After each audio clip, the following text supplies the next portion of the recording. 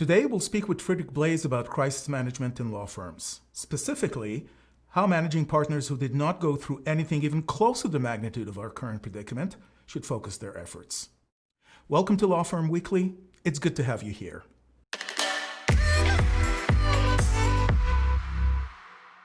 Friedrich Blase is an entrepreneur, business builder, and legal industry leader.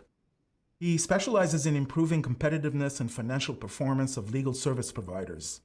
He consulted and worked for law firms, legal departments, and alternative legal service providers in 17 countries on 4 continents.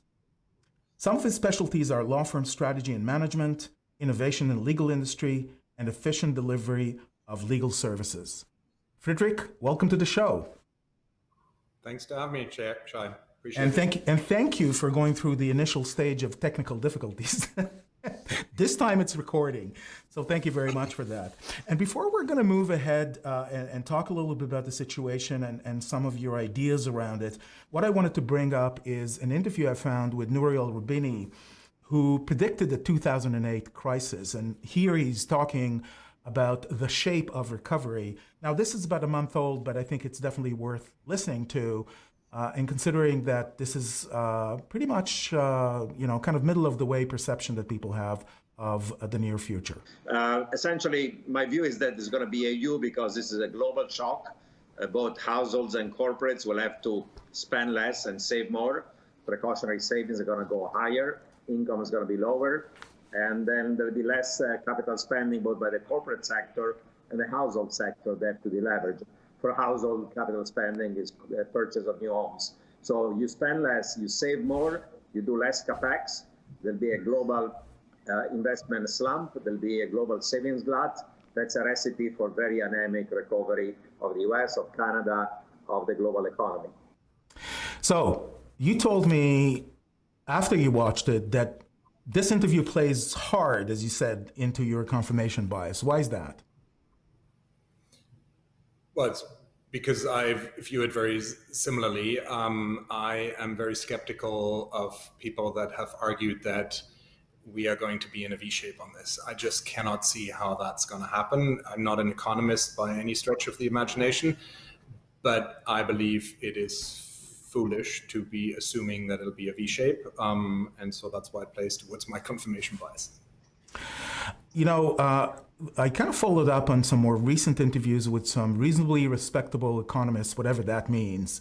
And they talked about, and I'm paraphrasing, a false V. And the false V is that because of the bottom that we're in, the rise from that bottom will be dramatic enough that it will be perceived as V, but it's actually going to taper off fairly quickly and pain is going to ensue, as I think a lot of people are predicting. So that's kind of an interesting take on things.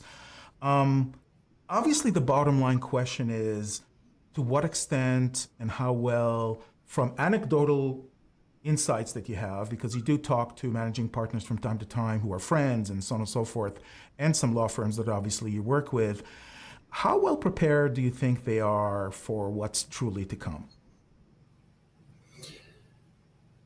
I'm sure some are well prepared and some are not. I mean, that's always the reality. That's the distribution that follows. I think the challenge to be well prepared, though, is one of, do you know what to do here? And I think law firms are generally better prepared as a whole because they've been through a similar scenario in 2008.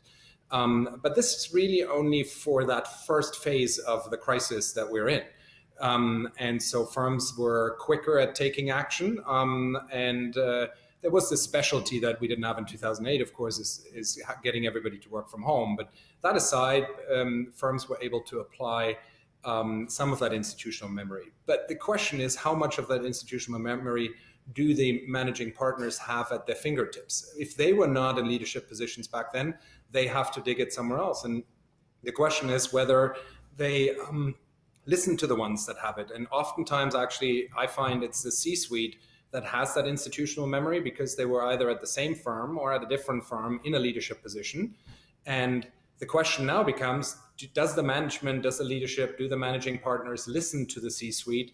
Do they have a voice at the table, and is their voice not discounted? And I think if you put all of that together, there's a number of firms where the managing partners are simply just not well prepared because they can't dig into that institutional memory well enough. So they're obviously at risk, and it's interesting because, again, anecdotally, I had some conversations this week and interviews with some large law firms, including some of them who are in the US, and they are definitely investing in initiatives, some of which started even before this began. I do notice, though, that they're much more judicious. As an example, one of them is now investing in rolling out a major collaboration system.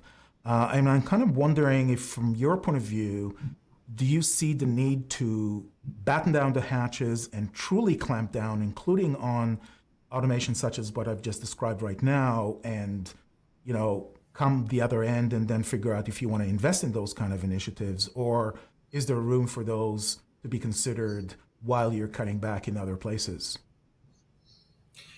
Well, I would say that a collaboration tool in March suddenly became an absolutely essential tool, right? If you didn't have that at the time, then you needed to roll something out. There are firms out there that still had to equip partners and lawyers with laptops because they didn't really have them, and there came this rush. You can't not invest in that because you're going to sink the law firm within 4 months if your people aren't working, and then you have to make even more painful decisions. But see, I don't think that this is the point. We are not at a point of post-surgery. What I mean by that is we've been put into a coma.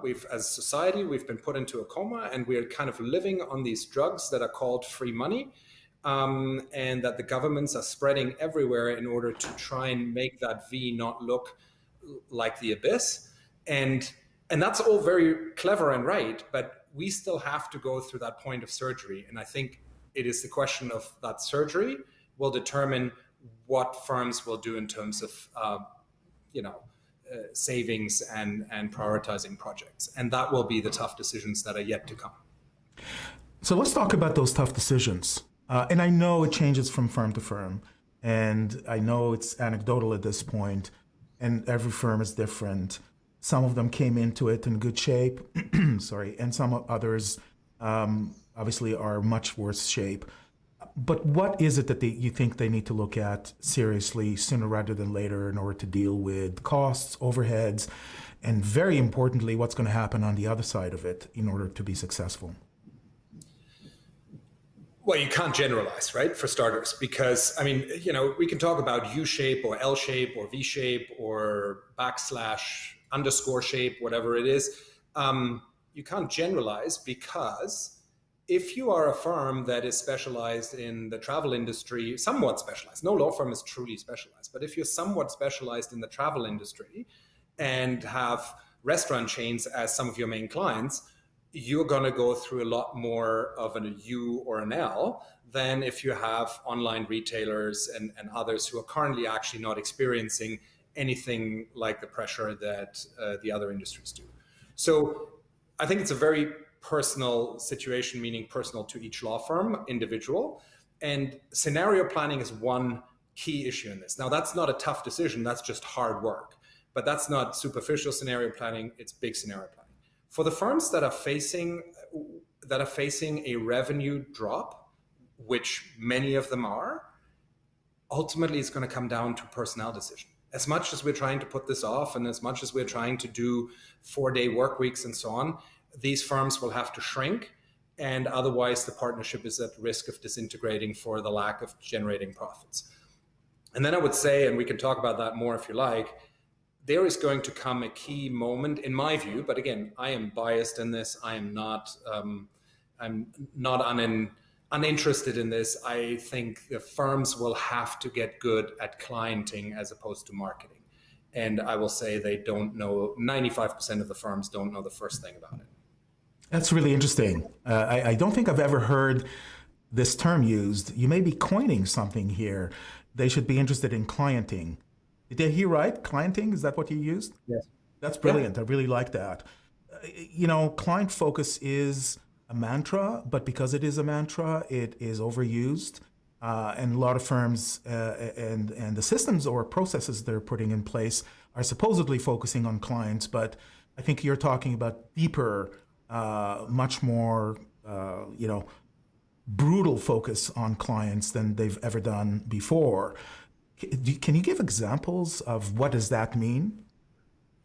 Sure. I think, I may be coining something, but that would be because of the success of your program and nothing else. Yes, you heard it here first.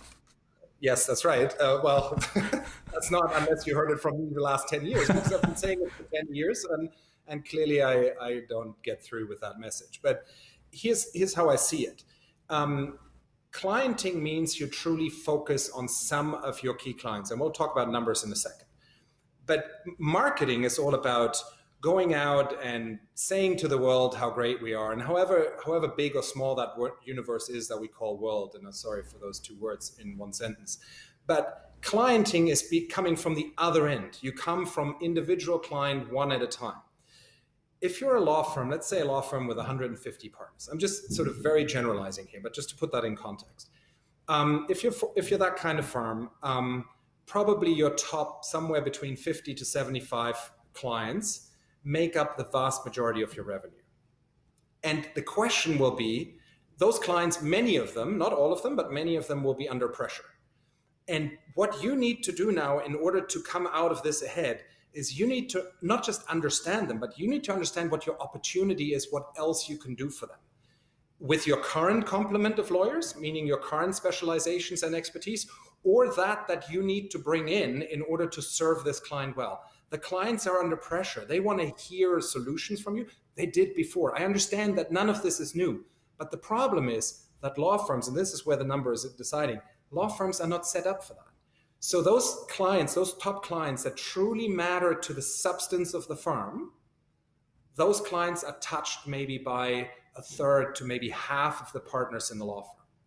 But the other partners, everybody is in for their own bottom line. And the other partners want just as much support from business development and marketing and so on. And so all of this effort gets diffused across the bandwidth of clients, way broader than it should be.